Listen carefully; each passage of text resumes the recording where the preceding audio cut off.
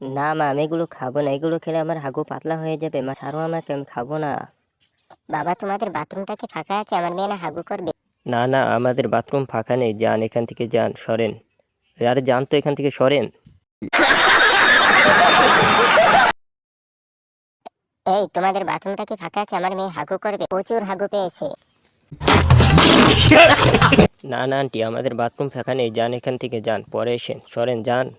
আরে ভাইয়া, একটু দেখেন না ফাঁকা আছে কিনা। আমার না প্রচুর হাগু পেয়েছে, একটু দেখেন প্লিজ ভাইয়া। দেখেন না, প্লিজ ভাইয়া, প্লিজ দেখেন না প্লিজ। না না, যান এখান থেকে, কোনো ফাঁকা হবে না। ভাইয়া, তোমাদের বাথরুমটা কি একটু ফাঁকা হবে? আমার না প্রচুর হাগু পেয়েছে।